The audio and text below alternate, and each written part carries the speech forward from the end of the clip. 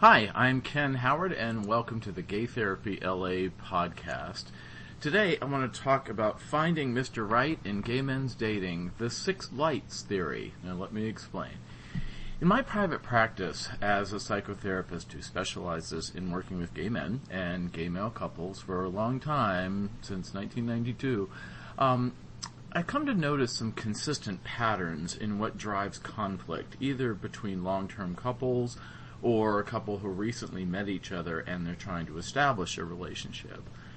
Often I find that struggles in a relationship are due to something going on in how we think about the other person mentally, how we feel about them romantically or emotionally, or how we respond to them sexually. I call it the 6 lights theory, and it goes like this. For a relationship to be working optimally, it's as if the two partners of a relationship have 3 little status lights on their bodies that light up, kind of like a computer modem. You know, if you have, a computer modem that for your TV or your home phone service or your internet service, Linksys or one of those other ones, it has status lights, that light up, that indicate the functioning of different aspects of your modem.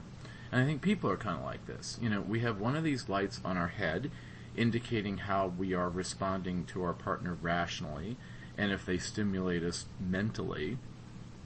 One more at our heart indicating how we're responding to our partner or even our date emotionally and romantically, such as being in love or being emotionally attracted or compassionate or drawn to someone. And then there's one more at our crotch, indicating how we are responding to our partner with sexual feelings and attraction. And the brighter the lights in each area, the more robust our response. However, when one of these status lights is dim or burned out, there's a problem in the relationship or a problem on the date. So for a relationship to thrive at any given time, all 6 lights, his 3, your 3, need to be shining bright. Let's do a few examples of this. Brian and Victor, not their real names, I make these up for, confidentiality purposes, came to see me because they were having complaints that they hadn't had sex in a long time. And both of them were starting to seek sex outside the relationship. Now, sometimes that's okay in an open relationship. I work with a lot of guys on that, and that's another whole episode. Or sometimes in a monogamous relationship, sex outside the relationship with other partners is a problem. But in the course of couples therapy, it became clear that while their headlights were still bright in that both of them still enjoyed each other's company, stimulated each other intellectually, had great talks, and their heart lights were both on in that they still considered themselves in love and committed to keeping their home together. Brian's crotch light in his sexual feelings for Victor had dimmed a bit. And Victor's crotch light had dimmed to almost being off for Brian. So upon exploration in couple sessions, it was revealed that Victor had lost some sexual interest in Brian because his body had changed over the years they were together. Brian had slowly gained a lot of weight due to a new job that kept him at the desk for long hours. He didn't have time for the gym or much of any exercise at all, so he thought. And his frame that was once lean and muscular that first attracted Victor was lost to this, sedentary lifestyle and too much work and too much, fast food on the go. And Brian's doctor had recommended a few changes in his routines that could have addressed this, getting up a little earlier, exercising after work.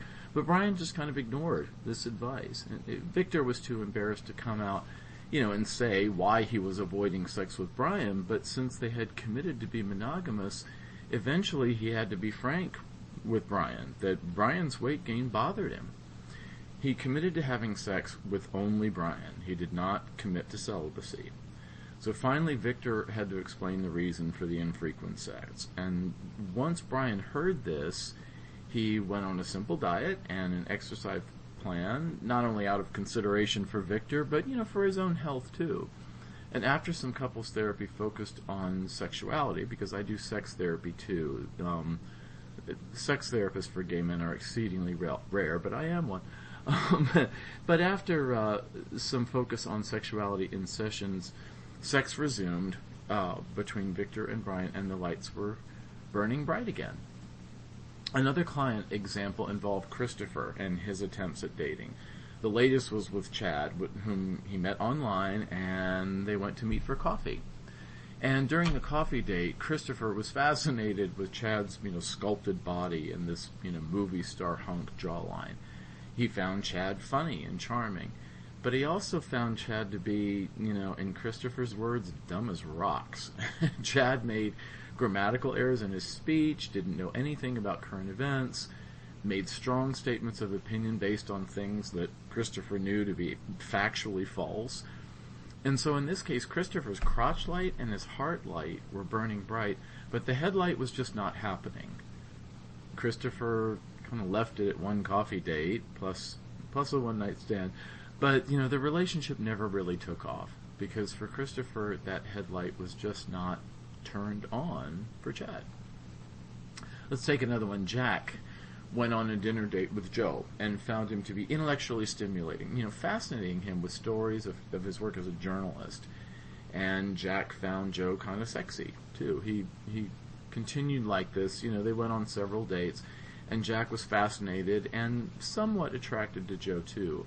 But it stayed this way for a number of weeks of dating. And finally Jack realized that he had no particular feelings for Joe. He admired his intellect, he admired his white teeth and shiny hair and sexy dimple, but he wasn't developing any particular feelings for Joe romantically.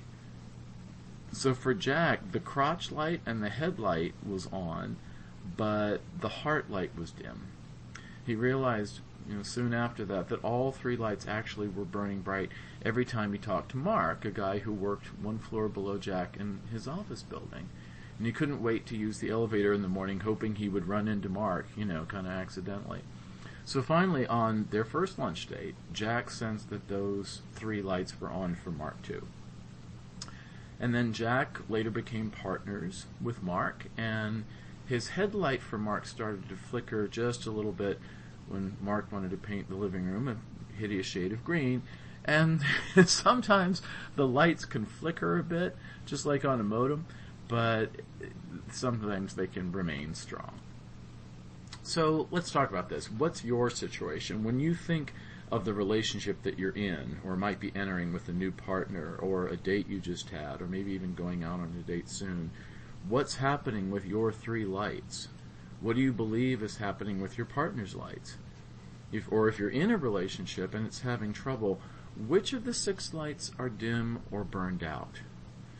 Knowing this might help you to identify the problems and create treatment goals for a working agenda that you can bring into couples therapy. And as the saying goes, identifying a problem is the first step toward fixing it. So, if you would like some help with this, I do couples therapy in my office in LA, near San Vicente and 6th, if you know LA, kind of in the mid-Wilshire area. Or if you're hearing this and you're nowhere near Southern California, but you might want some help, you and your partner can sit on the couch with a webcam in front of you, and we'll work somehow via webcam. There are a couple platforms and we consider that relationship coaching if you're outside of California. I'm always interested in your comments. Please leave a rating and comments if you can. That really helps to get the word out and helps to promote the show and all that stuff. You know how it is. So I appreciate you doing that if you have the time at all. And I also appreciate, any comments or suggestions for future episodes. I'm also going to be doing some Facebook Live stuff soon, just at Gay Therapy LA. Imagine that. So if you want to reach me, text me is always easiest. Area code 310-339-5778. So 310-339-5778 is the way to text or call me. You can also email me, if that's easier, Ken at what else? GayTherapyLA.com. And if you go on GayTherapyLA.com under the blog tab, there's an article related to this. There's lots and lots of articles in lots of different categories because I've been doing this a long time. But you're always welcome to visit that for free, and not for free, you can have some individual attention with a session of your own if you're interested. So please feel free to get in touch with that. And with that, thanks for listening. See you next time. Bye.